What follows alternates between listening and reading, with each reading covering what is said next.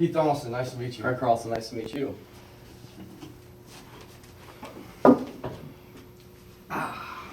So you take me through your resume real quick. Yes, sir.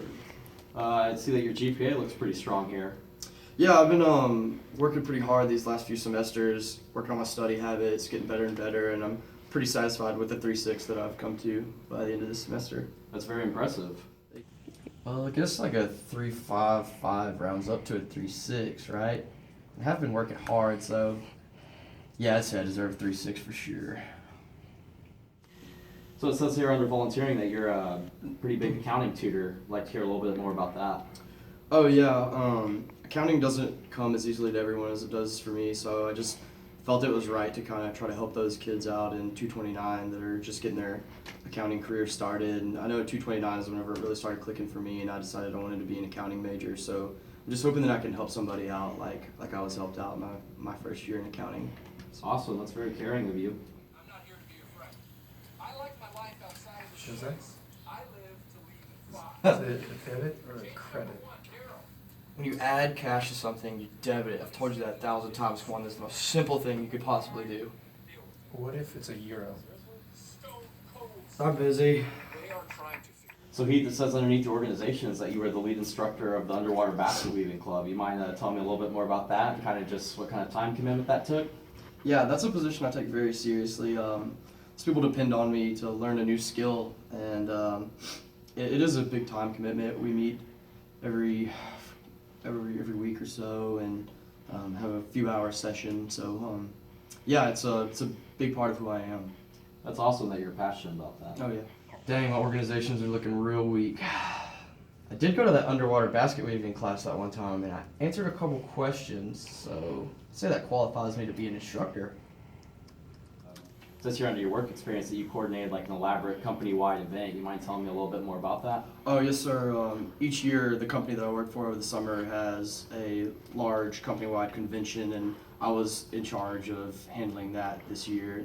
It was a big time commitment, but it turned out really nicely, and I think everybody really enjoyed it and got a lot out of it, so I was pretty proud of that. That's awesome.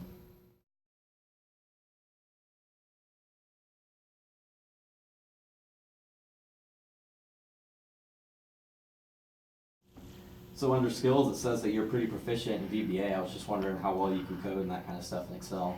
Oh yeah, we took a VBA class in this past semester, and it was something that really interested me, and I caught on pretty quickly. So I've done some more looking into it after class and everything on my own outside, and I'm pretty good at coding and coming up with ways to solve problems in Excel more efficiently.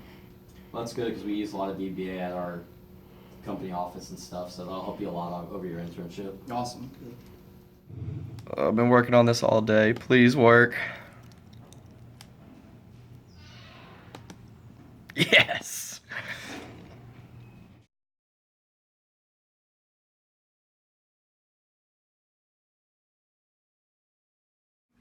Yeah, just a little bit. Deal with community service. On my resume, it says I did public speaking, which I did, but it was only one time. So you kind of stretch the truth a little bit. Say you spoke repeatedly to kids a couple times, but it was just one time. I have before, and one of the positions that I did, it was a marketing position where I was just sitting in a model home and I was marketing to people that came in, but I wasn't really marketing on a grander scale. And I guess in my job description, I kind of accentuated my marketing to make it seem like I was doing a lot more than I was. I've never really stretched the truth on my resume, but I guess the one thing I'd say is maybe a little like fluff is I've put that I did the big event 2 times, which looks really good on a resume, but as we all kind of know, is not really a big deal. You just kind of help old people that are too lazy to pay someone. I had on my resume that I was bilingual for a while because I could mostly read Spanish, but I took it off before I got a serious job. I've heard of friends stretching the truth for like service jobs or things like that, but I've never personally changed my resume or stretched the truth at all. Well, it would be unethical if I hadn't ever talked to kids, but I actually had talked to kids about public speaking and sportsmanship. So therefore, it wasn't completely unethical, but if I hadn't done it, then that would be a little too unethical and You have to at least have done it one time before you can stretch the truth on it. Yes, definitely. If you're lying about the nature of your position or what you're doing, or you're completely saying you're doing all this stuff that you didn't do, or that you were in a position that was higher than you actually were in the company. So I would definitely say that there's that line. As to where, other than that, what you, like, if you're just fluffing it up a little bit, I don't see that much harm in that. I feel like everyone's on the level playing field, because I feel like everyone does that to some extent, just a little bit.